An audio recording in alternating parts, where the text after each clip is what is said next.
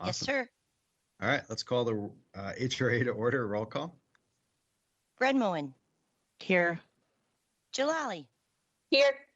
Naker,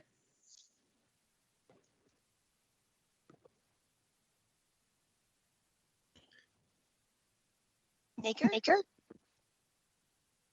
sure she'll be joining us shortly. We were just at a meeting together. okay. Tao,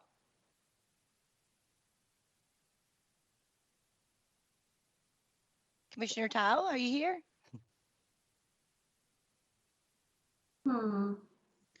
He's here. I can see him. I can see him too. Welcome to the HRA. Chair Tobert, I'm here. Yang, We having sound issues? I am. Okay, now we can. I was. All right. Naker's present. You Yang, wanna- Tina, will you just go through the roll call again? I want to make sure everybody's sound is working properly. absolutely. Brenmoen, Here. Jalali, Here. Naker, Here. Prince,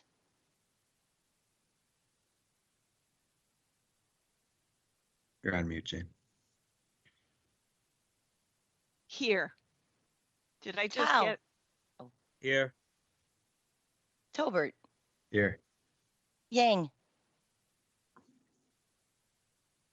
6 present, 1 absent. That is Commissioner Yang.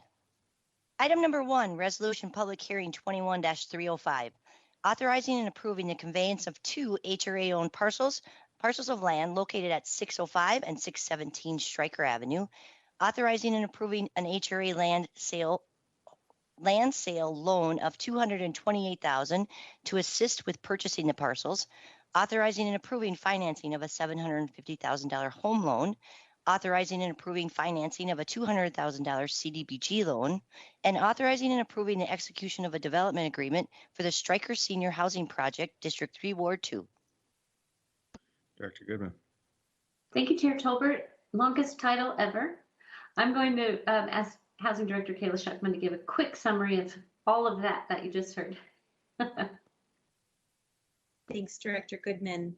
The proposal before you today includes sale of 2 HRA-owned parcels that were acquired for this project with Neighborhood Development Alliance, and financing to complete the development of 57 affordable housing units, transforming really a corner into a really important project. So we're really excited about this proposal. The majority of the units, 75% of these units, will be deeply affordable at or below 30% AMI. And some of the units will be set aside for formerly homeless residents, including veterans. This project follows a previous City Council investment of CDBG funding of $385,000 for the acquisition of the 605 parcel that was formerly the convenience store. So HRA funding will leverage about $9.5 million of housing infrastructure bonds from Minnesota Housing, and will result in some really important, deeply affordable housing. Happy to take any questions. Great, thank you. Commissioner Naker. Thanks, Chair Tolbert. No questions, just want to speak in strong support of this project. And thank you so much, Director Schuckman and Director Goodman, for your work on this. It's hard to describe what a win-win-win this will be for the community to have this level of affordability for seniors on Stryker Avenue, which is sort of the central corridor of the West Side, and on a block that has in the past not been an amenity to the neighborhood. This is truly transformational. So really excited, and I think leveraging $9+ million of other money with a bit of ours is always a good strategy too. So thanks so much for everything you've done to make this come together. Great, thank you. Any other comments or questions? If not, I'll take that as a strong motion to approve. Roll call, please.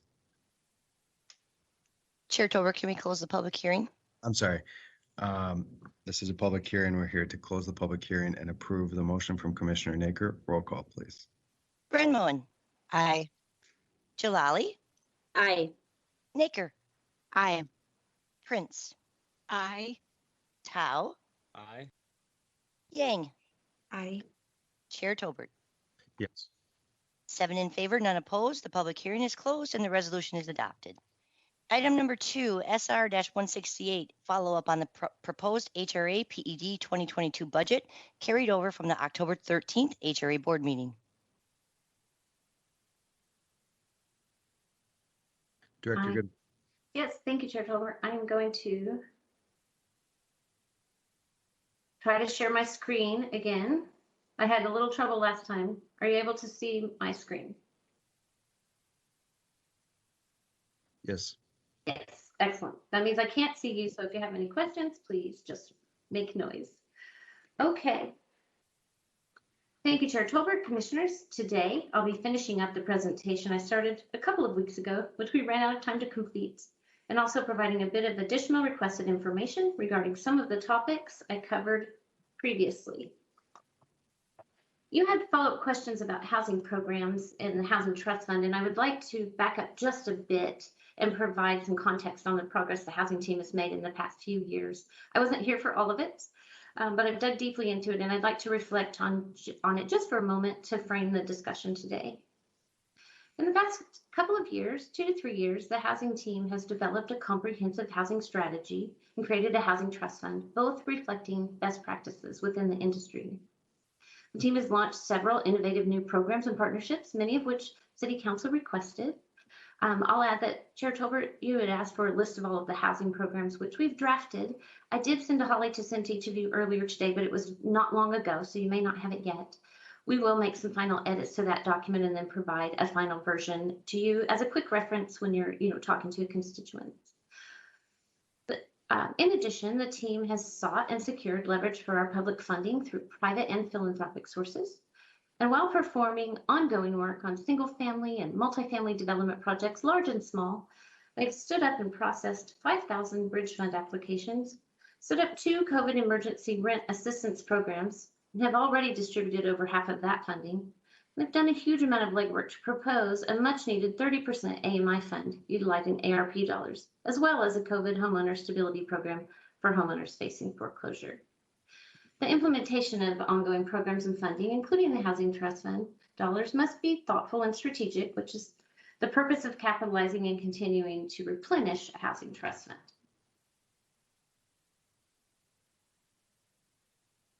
This slide references, oh yes. Goodman, Yes. this was probably in the original presentation. I just don't have it in front of me. How many members are on the housing team? What's the total staff of the housing team? That's a good question. It's probably around 15, but Director Schuckman, do you have that number off the top of your head? Chair Tolbert, Director Goodman, the number is around 15 right now. We fully staffed will be closer to 20. Thank you. Thank you, Chair Tolbert. Thank you, Kayla. All right. This slide references Minnesota Housing Partnership's Local Housing Trust Fund Manual. Most of this presentation is what we went through last week. I just added a couple of slides for context. It's not, as a trust fund, it's not meant for funds to flow in and then immediately flow out. It's meant to be a fund that is capitalized and available to meet financing needs and leverage private dollars as opportunities arise. This is a requested revised budget from the one we provided last time, which extrapolates out a bit further the expected spending by year. Again, the fund is meant to be capitalized and nimble, so you won't see as much detail in the projected spending over the years from 2023 to 2025. We will be bringing you recommendations for spending as they develop over time and under circumstances. This is how a housing trust fund is meant to work and how we take strategic advantage of having a housing trust fund. Are there questions about this slide or anything else about housing before I move on to the business assistance programs? Yes, there are. Commissioner Baker has a question. Thanks, Chair Tolbert. Director Goodman, 2 questions. One, I'm wondering if I'm reading this right. So it looks to me like the fund balance, which is, I assume, the amount left over in the fund from year to year, continues to increase from now through 2025, and that there's roughly 8 or 9 million left in the fund after the year spending is done. Am I reading that right? You are, and my screen isn't showing the bottom line, it looks like, but that is correct. And I'll see if Jenny or Kayla or anyone has any additional comment about that. And I apologize for what you received in your packet has the bottom line, but this. Yeah, it's showing it here on the screen, or at least I'm seeing it. Okay, good. But I think my follow-up to that is just, is that the intent of the Housing Trust Fund to have that much money that it's keeping in store year over year? I had assumed that we were building up a Housing Trust Fund to a certain level, but that we'd be spending a significant amount of that each year. I guess I'm not understanding the value of it accruing like that. Thank you, Chair Tolbert. Thank you, Commissioner Naker. That is the intent. That is typical among housing trust funds throughout the country. That is best practice. That is really kind of it is meant to be capitalized up to, there was a commitment for 16 million in capitalization, but our goal would be to continue to replenish it as we're spending. So as deals come along and there's need for them, it is very helpful to have several $1 million in the fund, and that is what a housing trust fund is meant for. It is contrary to what we're used to in our typical programs, but that is how a housing trust fund works. And then, well, I guess I have a second and a third question now. My second question is there a certain amount of spending to balance that is healthy, right? I assume there is, and I'm curious as to what that would be each year. Yep. And then my formerly second, now third question is looking at just the projected spending for 22, which is 3.4 million. That's, significantly more than we've spent any other year, right? 3 times as much as we've spent in the next highest year, roughly. Mm-hmm. So I'm just wondering what is going to allow us to spend at that level in 22? What changes are being made to staffing or other resources that make us think we're going to be able to get that level out the door? Understood. Thank you, Chair Tolbert. Thank you, Commissioner Naker. I'm going to go ahead and let Director Schuckman jump in, and then if there's anything additional, I will add. Thanks, Director Goodman. Chair Tolbert, Commissioner Naker. I just wanted to add that what we're seeing here in terms of fund balance doesn't include new programs that might be developed or new funding requests that might be brought before the HRA in future years. What we included in the budget presentation was our anticipated sort of programming requests for 2022. We did not project out, what sorts of projects might come our way for funding requests in 2023, 2024, and onward. So I think what you're seeing here is a projection of spending under current programs, but doesn't include a program that might be developed and launched in response to market conditions or housing challenges that we're facing in 2024 or 2025. We have thus far used the Housing Trust Fund, I think, for some long-term programming. We've also used it for some short-term emergent needs, like when the Bridge Fund came last March. So I think that there's a little bit, it would be a mistake to take the fund balance for just the current programming as a projected fund balance, just knowing that there will be other programming requests that come up in 2023, 2024, and 2025. So I just wanted to clarify that, if that's helpful. And I'm sorry, I lost your other question. Just about the projected spending in 22 and that being significantly more than we've spent in the past and how we're going to be able to do that. Thanks. Sorry about that. Chair Tolbert, Commissioner Naker. So what we're projecting for 2022 is based on some of these programs ramping up over time. So the Families First program would be a really good example. That's a program that pays out $300 a month to each family. And so the spending in the first year was quite small as we were starting to enroll families because of those small increments. It grew in 2021. And as we add families, we'll continue to pay out the $300 a month to the existing families, plus we'll add new families. So it sort of will grow in that sense. The down payment assistance program, we're anticipating, we're hoping that conditions will be better next year in the market for our buyers. We have had significant impacts related to COVID on income and people's ability to qualify for mortgages in that program. So there have been some impacts in the past couple of years to how we spend out those down payment assistance funds. We launched the program and received an enormous response initially.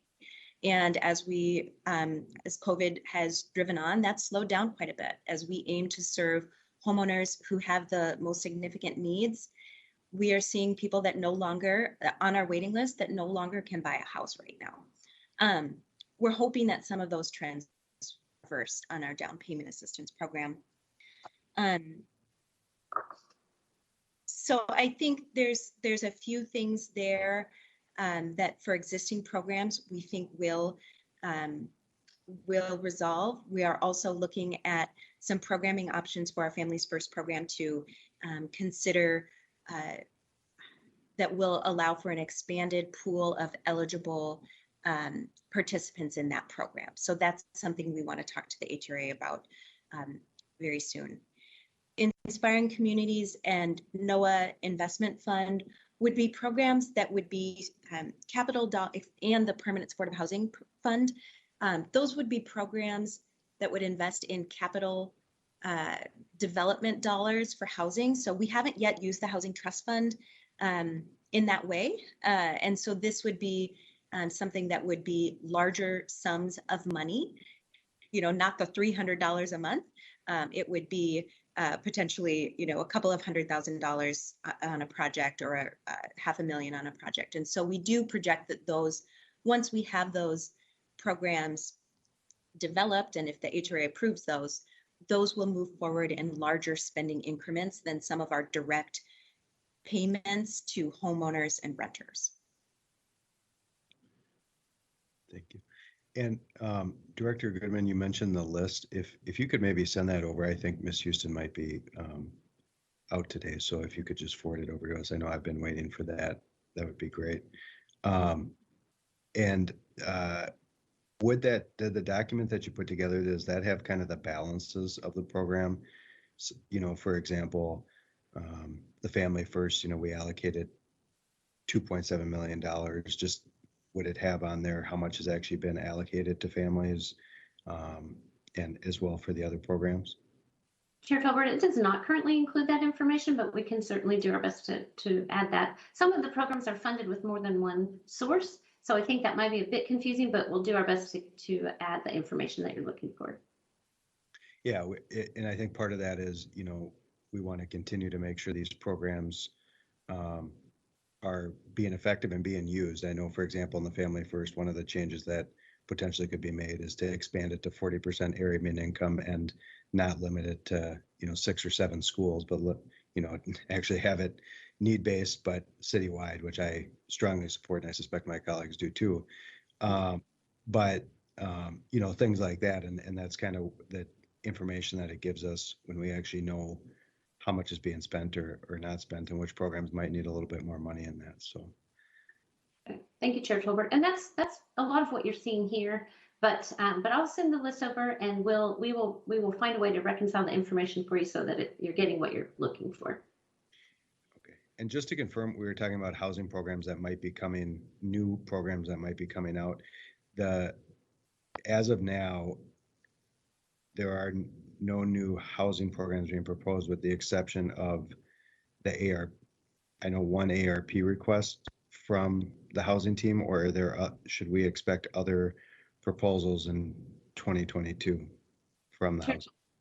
I'm sorry, Chair Tolbert, and I'll let Kayla confirm, but the Inspiring Communities and NOAA Investment Fund are Kayla, I don't know if those are new programs or tweaks to programs, but we are expecting to bring something for consideration. Is that correct? Chair Tolbert, Director Goodman, that's correct. We're planning to bring those for consideration. The NOAA funding would be sort of a new program. It's an activity that we have resources to use for now, but we'd like to have kind of a strategy for where and how we invest in NOAA. So it's sort of a new program.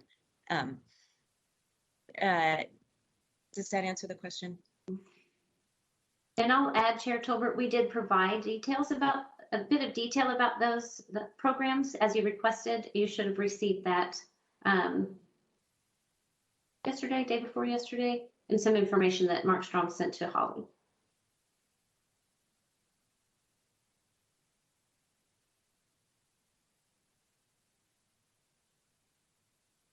Are there other questions about housing? Any other questions? My colleagues. All right, I think we can move on to the next portion. Thank you so much. Okay. Commissioner Prince has one. Okay.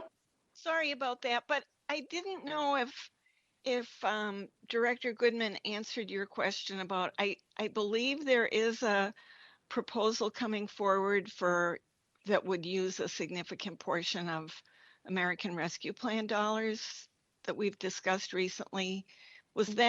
Did you ask that question, Chair Tolbert? Yeah, similar. I did say with the exception of that one. That's the only new one I was aware of. I just wanted to clarify because I think when we first had this budget proposal, it was about no new programs. So I just wanted to know if other ones were being proposed. So. Okay, that helps me. I just wanted to be sure that we all knew that was coming. Thank you, Chair Commissioner Prince. Yep, and we do currently have programs under Inspiring Communities and under NOAA Preservation, but these are additional programs within those sort of areas. So appreciate the communication there. Okay. Commissioner Brennan has a question as well.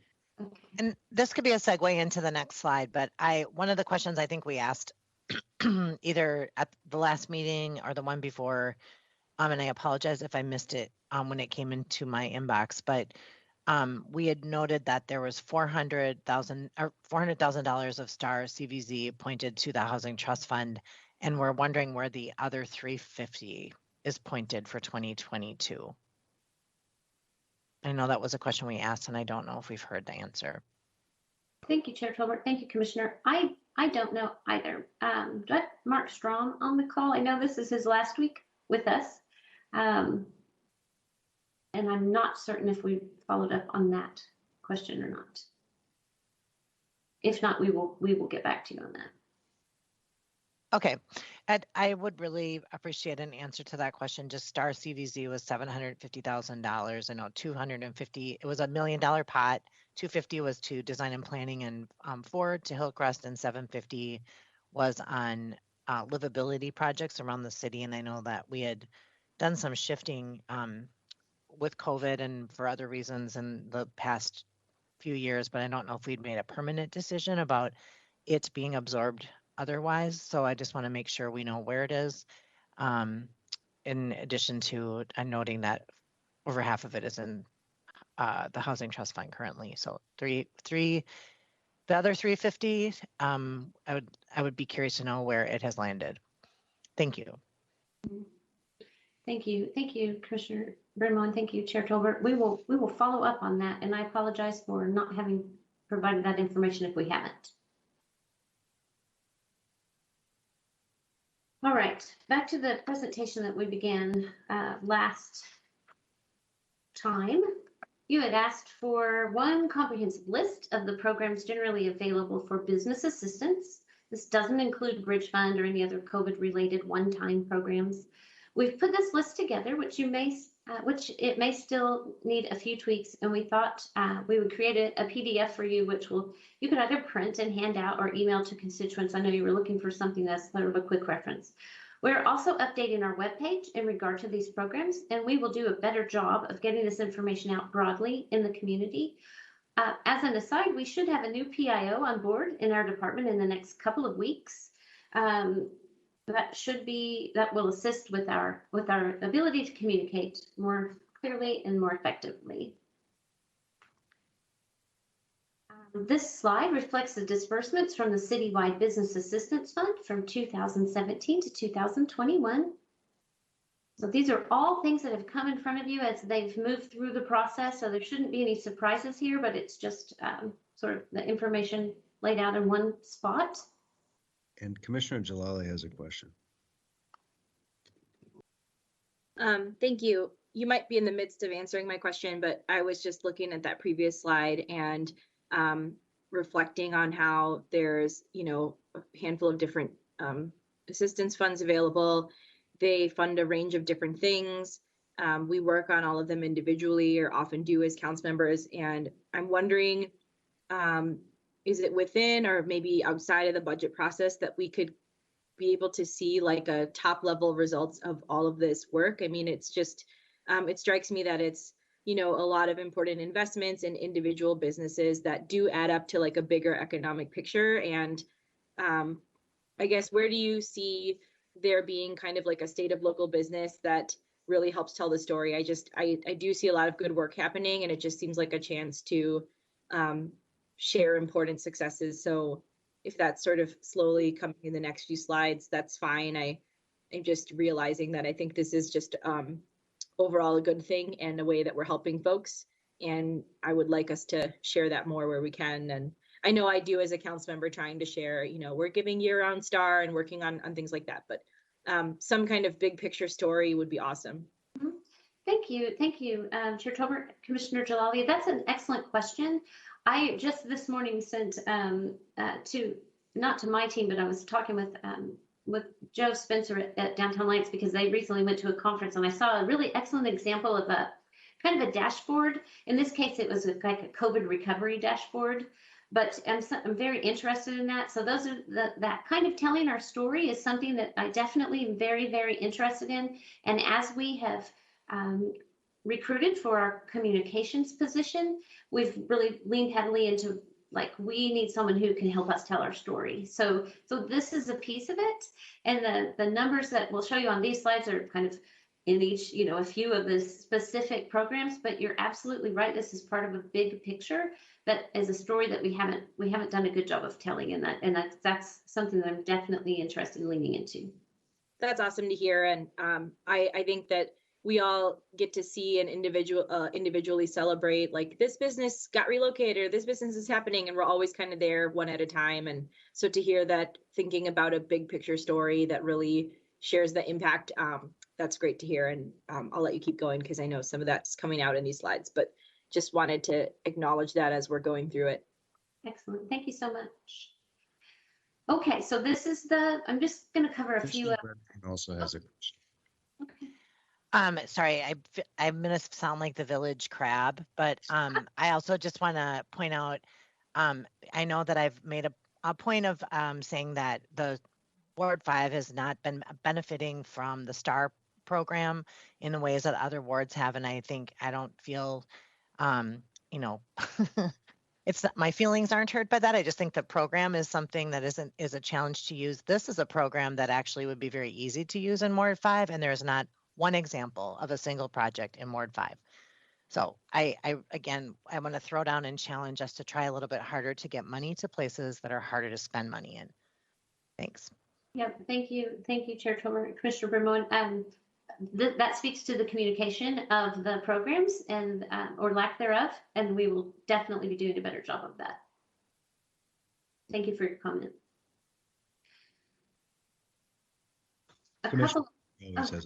Also has a question.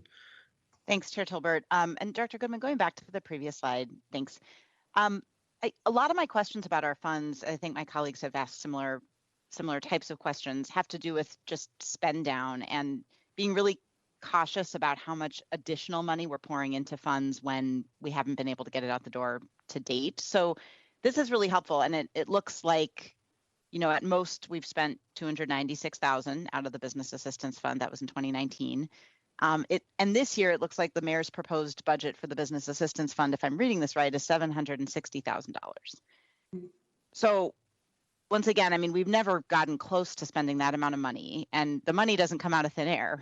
We're taking it from people and holding on to it and not spending it. So again, why $760,000 in this fund when over the last 5 years, that just, we're not able to get nearly, I'd love for us to be able to get that out the door, but it just doesn't seem like that's the scale of this program.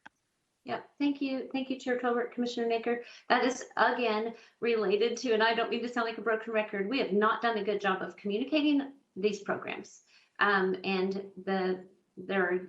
we just haven't. It wasn't clear on our website how a business could get to them, how they could apply. We haven't provided information to you all to share with constituents. So I just feel like a lot of the lag has been just a lack of communication about the availability of the programs. I absolutely think that we can and should spend as much money as we are proposing there, and some of the things that there are things we can do with the funds that we haven't. Frankly, it's really just not been communicated well. So I would ask that you entertain this as we move into this mode of communicating better and more thoroughly, and with your assistance in communication, and let us have an opportunity to make more of an impact with these programs.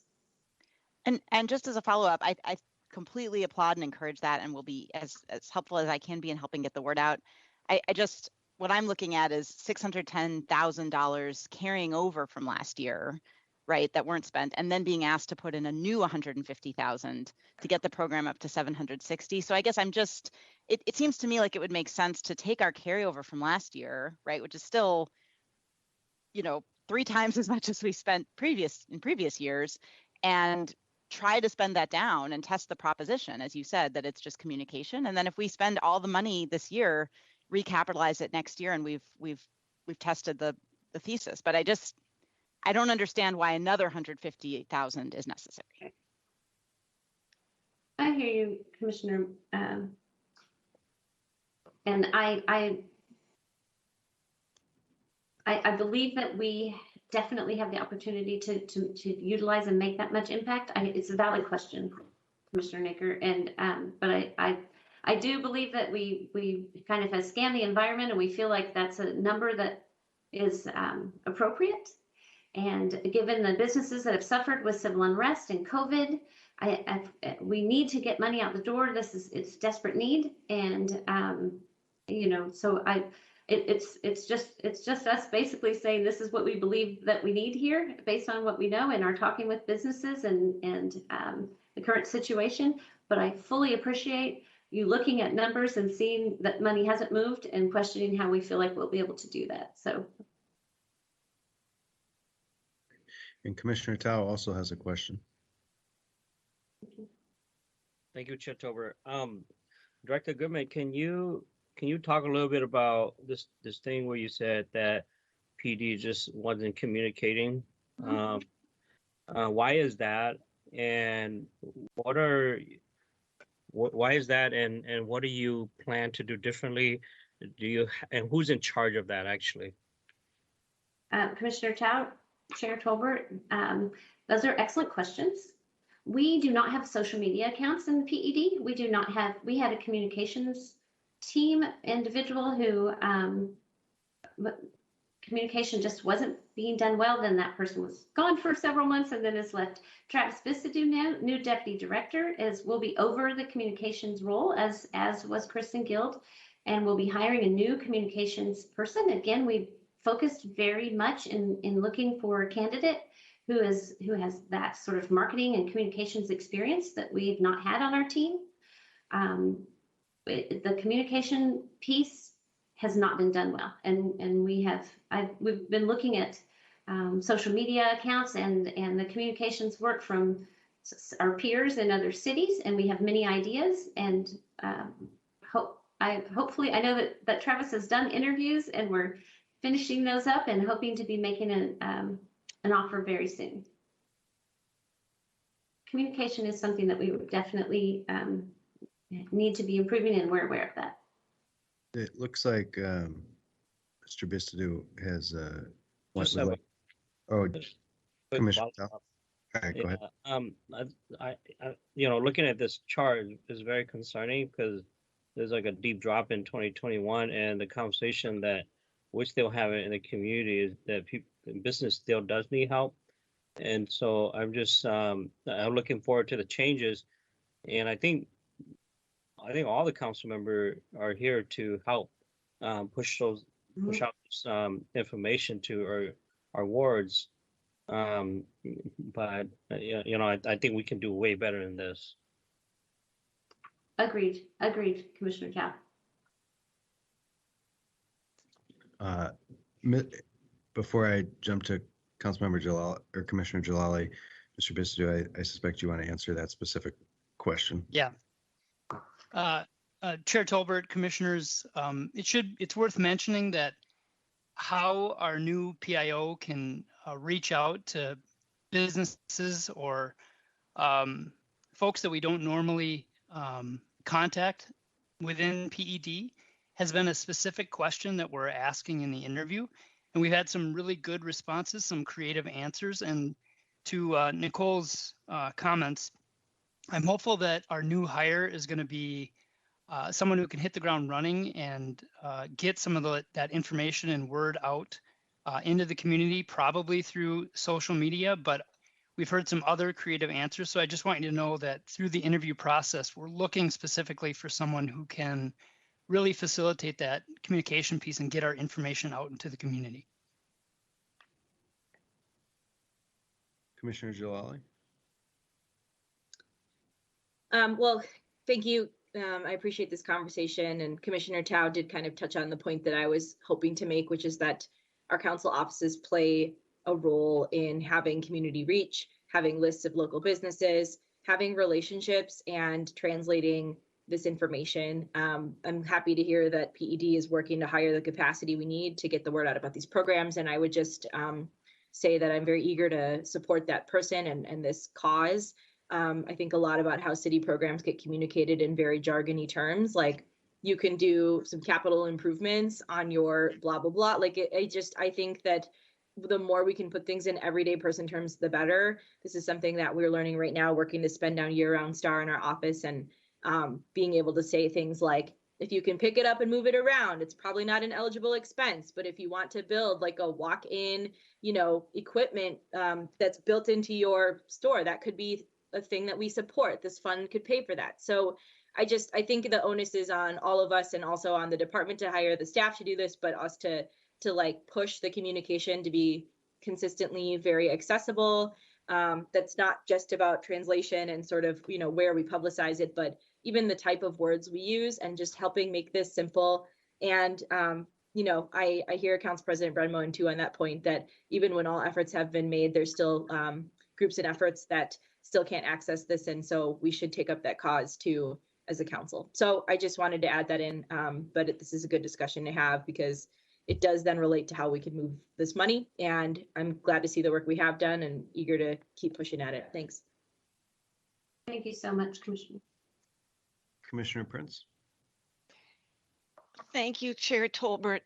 And Ms. Goodman, we talked about this yesterday when I had my monthly meeting with you and your staff. And we definitely, to the point that both council member or commissioners Tao and Jalali raised, I think the council offices may be the place where these projects come to our attention in the first place. I'm thinking about Sir Boxing Club and the deli up on Minnehaha, the Asian deli, and the antique store up on Payne Avenue, and so on. And I feel like when I have these conversations that we often kind of talk about, well, what's the next STAR round, or where is your year-round STAR funding? I guess I wasn't aware that this was a program that we could be talking about for those projects. So I think there's a lack of clarity that we have about that, and also figuring out, and I think you said you were working on this, but kind of figuring out what is the entry point for a business to come into PED, have its needs assessed, and figure out which is the appropriate funding source. Because sometimes I really feel that very worthy projects are kind of handed back to me with, well, if you want to put year-round STAR into it, then we can help you do that. So I think we need a lot more clarity about these business funds. Noted. Thank you. Thank you, Commissioner Prince. I Yeah, appreciate feedback.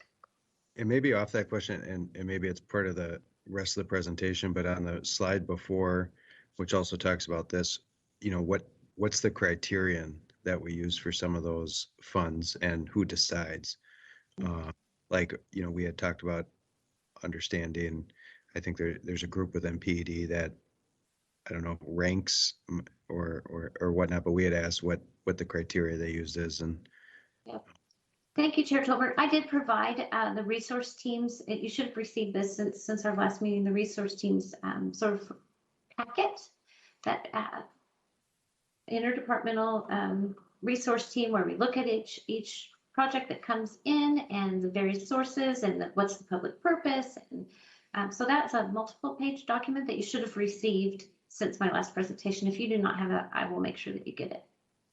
I apologize. I will look for that. Holly Houston, it looks like you have. Yes, Chair Tolbert, just to let you know that information was sent last night, probably around 9:30 p.m. I received it after the workday. Oh, apologies. I thought that came from the budget office before that, or the OFS. It was about 5:37, but I got it out. I didn't see it until later. Yep. Well, that's okay. Okay. Okay, great. Thank you very much. I will take a look at that. And then since we kind of were talking about getting money out the door, do we have an update on the Civil Unrest Fund? Yes, I will get to that, Chair Tolbert. It's coming up. Okay, I'll wait. Okay. Thank you. Okay, I'll move through just a couple of the other types of funding besides the Citywide Business Assistance Fund, the Strategic Investment Fund, and the Job Opportunity Fund are additional funds that have this is the list of disbursements from those two funds over the same 5-year period. And again, these have all come to you. There shouldn't be any surprises here. They've come through the HRA process. Finally, the CDBG, this slide represents the disbursements from CDBG funded Citywide Economic Development Fund over the same period of time. So those were just a few, we just selected a few of the funds so that you could kind of see the activity. But again, I really am interested in putting together sort of a larger dashboard or larger picture of impact and telling our story. And these are just a few of the various programs and some where the funding has gone. Are there any questions about that before I move to the civil unrest funding? Commissioner Naker has a question. Thanks, Chair Tolbert. Just a suggestion, Director Goodman, as I really appreciate my colleagues' points about how to use our offices better to and otherwise how to better communicate about these programs. And I think sort of to Councilmember Jalali's point, I think another thing that is a barrier for folks is just dividing up our dollars into different programs with different eligibility criteria when it's not necessary, right? Like CDBG, clearly there are certain things we can't spend that on, but the Job Opportunity Fund versus the Strategic Investment Fund versus the Citywide Business Assistance Fund versus the HRA Loan Enterprise. I mean, most of those, I think the money's all the same color and flavor, and like we could just have them in one pot and we spend them depending on, what the business need is year by year. So we don't have these artificial limits as to, well, we only have this much in the Job Opportunity Fund and you have to create X jobs. So just a suggestion also as we move forward, it might be easier to communicate about and also much more efficient to administer. Thank you. Thank you, Chair Tolbert. Thank you, Commissioner Naker. Agreed. Noted and agreed. Commissioner Tao. Thank you, Chair Tolbert. I was just curious, Director Goodman, are you I haven't seen all the slide yet, but will you be talking about ARP? I will not be talking about ARP today, Commissioner Tao. That is not part of our presentation. Yeah, I was just wondering, what is PD doing about this opportunity to use ARP dollar to help the small businesses? Some of them that you mentioned and some that we don't know about. Right. Thank you, Commissioner Tao. Thank you, Chair Tolbert. We are looking at several options, doing our research, looking at other cities, and those recommendations will come through the mayor's office with the other ARP recommendations. And how are those program or ideas that you all are looking at? How are they different than the programs that you have just shown us a couple minutes now? That we already have. Thank you, Commissioner Tao. Thank you, Chair Tolbert. That's a valid question. ARP dollars are meant to be connected with the impact of COVID. So some of these programs that we have that I've gone through are our typical programs. So it's as we're looking at the use of ARP dollars, there may be specific impacts from COVID, and there are. I don't know if Martin Chico, if you have any other comments to add. He's got a great team of ED people looking at the various options that we're honing in on. Thank you, Director, Chair Tolbert, Commissioner Tao. So the ARP programs do have restrictions that these other programs that we have with flexible HRA dollars, of course, don't. They do have to have a COVID nexus. So some of the program ideas that we're thinking about are definitely related to the pandemic and the impacts of the pandemic on businesses, which will make them a little different than what you've just seen. So that's about, I think, and I assume also, because of the COVID pandemic and the types of impacts it's having, I would imagine that the funding that will go out and the ideas that go out will perhaps be a little bit more generous in some respects than the way we would look at this, using, our more limited HRA dollars when we look at underwriting deals. I mean, those are a couple of things I think I would mention, but they're definitely going to there has to be a COVID nexus for the business that's receiving the dollars. There has to be some related COVID impact that we can address through the use of those dollars per the ARP rules. I just have a follow-up. So, so clearly, the programs that we have, if they have too many hoops for our small businesses, I think we should try to eliminate that with a new program, so that folks who need the money can get to it. So that's one point about learning from existing program.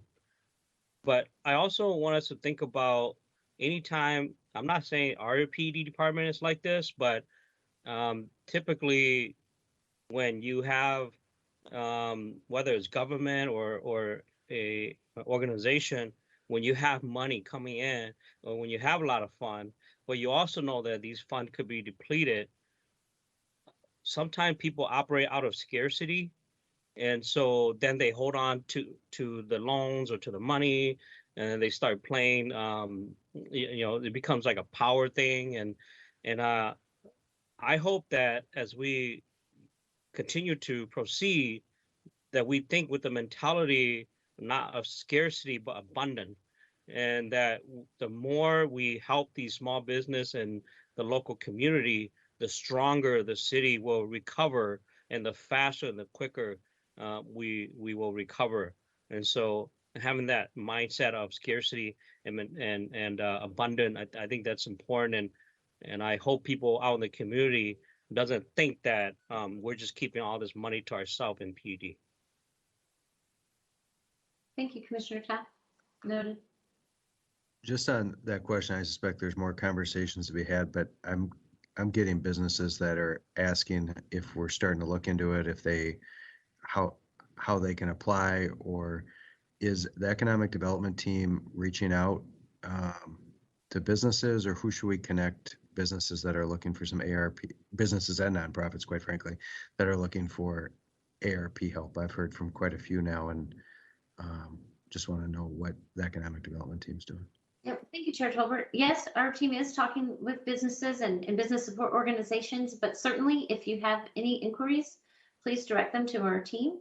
And again, the programs have not, ARP funds haven't been approved, and we don't have programs in place, but we certainly are happy to take input and answer questions to the degree that we can at this point. Okay, thank you. All right, I will move on. Finally, you had asked for an update on the $1 million in civil unrest funding. As I had mentioned previously, we have been waiting to learn if the St. Paul and Minnesota Foundation would be awarded funding through deed to support civil unrest recovery, and they have been. As a result, we do have a final recommendation to make regarding the implementation of the $1 million. And yes? Sorry, before we move on, Commissioner Yang has her hand up, and I don't know if it's from the previous thing. So I wanna- Thank you. Yeah, I will ask my question because I do it's related to what you just asked earlier, Chair Tolbert. Like I feel Director Goodman, it's really helpful to be able to see your tables about the different funding programs that we have. Like you had it line after each other and descriptions as well. And I feel it would be like one, it's really overwhelming information because we have a lot of different programs. But two, I'm also wondering like how we make that information really accessible and transparent, like especially through our website, because I just quickly surfed the HRA and also PED website on our newly rebranded City of St. Paul website, and it's actually really hard to find it too. And so I think it'd be great to have either like someone from our IT team or also PAD working together to make that information more visible to people, because it's helpful for me personally too, in order to be able to understand like all the programs that we have, the different qualifications, and to have that readily available instead of having to like navigate where to find that. Thank you, Commissioner Yang. Thank you, Chair Tolbert. 100% agree with you. And we are absolutely, the website is not useful. Our current web pages are not useful. The document that looks like this, we are trying to turn into a handout for you, and we will try to get it as concise as possible so that you'll have it as a quick reference. We absolutely intend for our website and other communications to be much more clear. I can't agree with you more, Commissioner. Thank you. And would you be able to send that to us along with like the timeline on when a certain funding program does open up for application as well, and when deadlines are? Certainly, absolutely. Thank you. All right, I am going to move on to the civil unrest funding, our recommendation. We have a recommendation to split the funds two ways. One is through the local initiative support organization. LISC, you may know LISC, Twin Cities, has established a $20 million flexible, affordable pool of capital to enable the acquisition of commercial and residential properties in or near the cultural districts that were impacted by the civil uprising following the murder of George Floyd and the economic fallout of the COVID-19 pandemic. The CAT Fund will also provide technical, pre-development, and capacity supports to prospective developers and long-term owners to help them prepare for development and sustainable property ownership. So an investment by the HRA and the CAT Fund would leverage LISC and philanthropic investments in the fund and provide a match on the HRA investment of 2-to-1 to 3-to-1 on each project where HRA funds are deployed. So we propose contributing $500,000 to that organization that would focus some of that attention on the St. Paul side.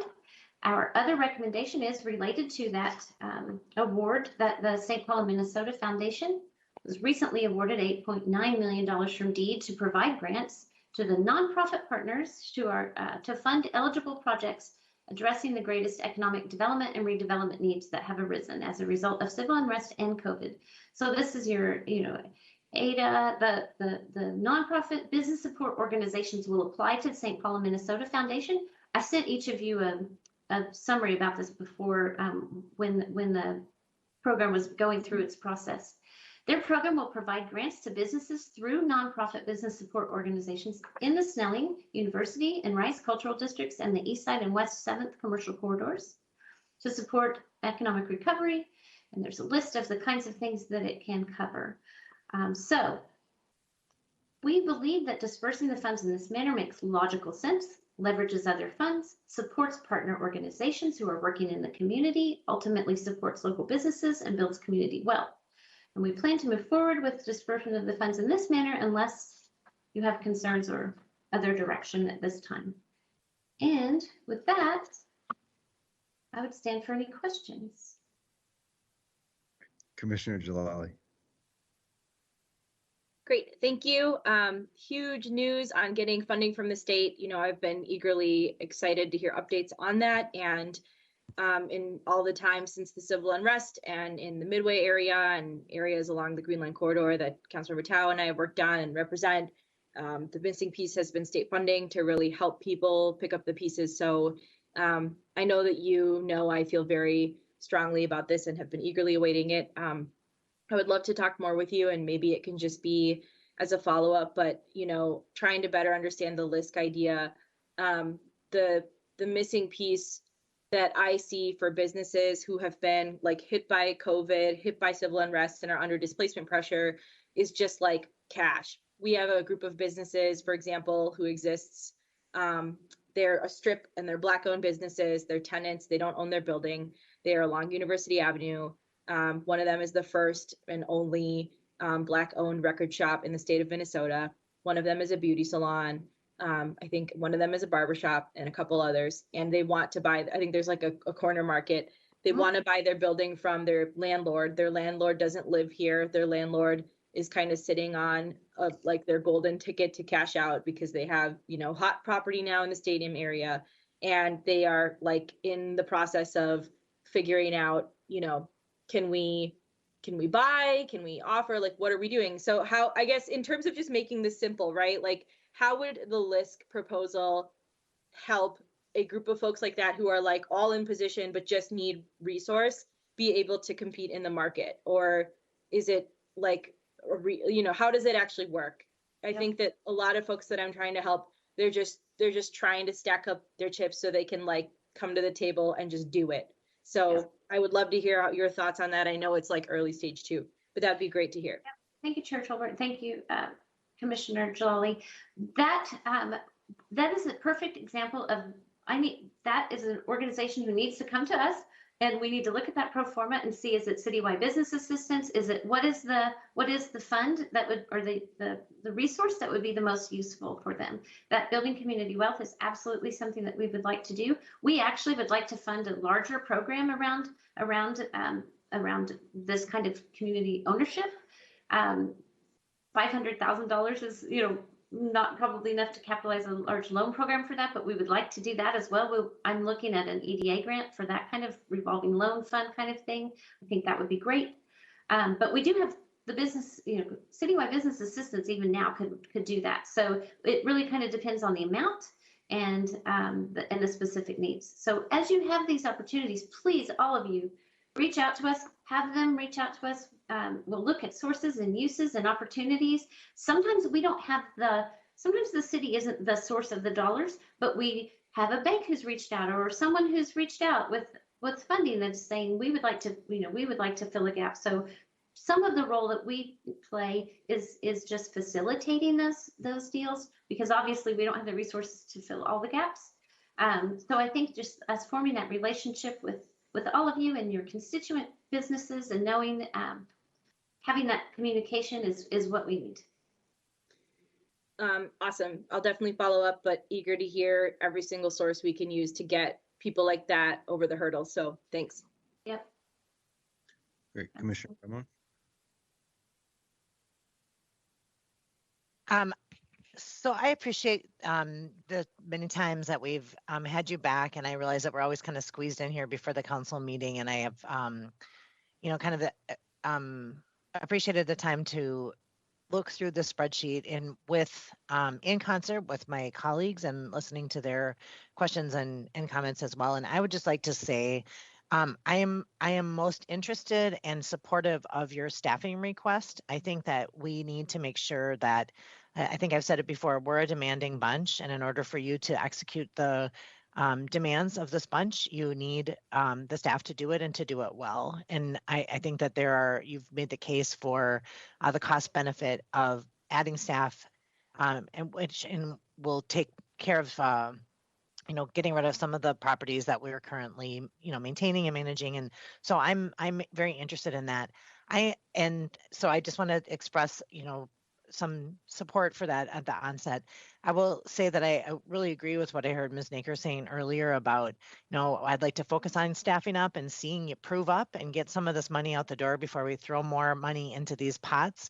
I'm interested in the idea of maybe just having a streamlined process where there's a pot of money that serves these 10 things instead of 10 pots of money that don't serve anything. I am concerned about the switch from the HRA loan enterprise $600,000 to be replaced by general fund in the housing trust fund. I don't like that. I really do question that, especially in a year when we're talking about, and I think very supportive of putting a large sum of ARP dollars into housing. So I will continue to ask questions about that. I'm not crazy about the $400,000 in CVZ money that I'm seeing in the housing fund, and I'm also the $1 million of STAR. So I'm throwing it out there, so my colleagues are aware of that, and so that really my focus is getting you and your team the tools you need to do the job well, and so that you can prove up for next year, so that we can replenish these funds. But right now, I see this as a source for funding things that are other priorities in the city, and I will be pushing for that. Thank you. Thank you, Commissioner Vermont. Thank you, Chair Tolbert. Thank you. And I think Councilmember or Commissioner Brenmone, I think you're right on there, and I think that's what we're pushing for. And one of the things with the civil unrest proposal that I like is we're using other nonprofits that can help administer, because our staff is working overtime, and it's just a case management for individual assistance is very difficult and time consuming. And so leveraging other partners who are doing, like LISC, who are doing this already, and have the staff there, it makes a lot more sense for us to get the money into the hands of people who need it yesterday. So the only thing I will say on the civil unrest, because it does seem different than what we passed, is that going to be coming? I'd like some time to look at this. Is the first time I saw it. It sounds like you might have sent an email before, and I hope I didn't miss it, but this is the first I recall seeing it. So I'd like to at least read something about it and understand. And I think because we're allocating to different groups, it probably should be an HRA resolution or something, since that's where the funding's coming from. I suspect we have to accept that state funding as well, either at the council or at the HRA. But maybe at the next HRA meeting, we can bring a legit, like the real proposal forward, so we can totally understand what we're allocating in those responsibilities and what the contract and timeline with LISC will be. Thank you, Chair Tolbert. Yes, you had asked for an update today, so this was what I had to provide you with today. You haven't seen it before today, but we can certainly revisit at the next meeting. Okay. No, I just want to clarify, because your comment made it seem that if we acquiesced, it would be and so I just wanted to ensure that we had a chance to actually review that with more than just a PowerPoint presentation. But I not that I have any problem with the direction. I'm glad that we're finally getting moving on it. And I think actually leveraging our nonprofit partners is the best course on this one to get the money out the door. So understood. Chair Tolbert, there had been a previous resolution just approving the funds towards civil unrest, and because both of these uses were very clearly tied to civil unrest and seem to line up with your previous comments, we did feel like possibly there wouldn't have to be any additional resolutions, or but if whatever it is that we need to go through to make everyone comfortable, we will certainly do so. I think that would make the most sense, so then we all can go in understanding fully what we're funding. Understood. Thank you. All right. I know you have answered quite a few questions today. Everybody got involved in the mix, which is always great. Any other questions from the commissioners or others? I suspect people will have more later, but for that will be it. And we'll see everyone at 3:30. HRA is adjourned. Thank you, PD staff. Thank you so much.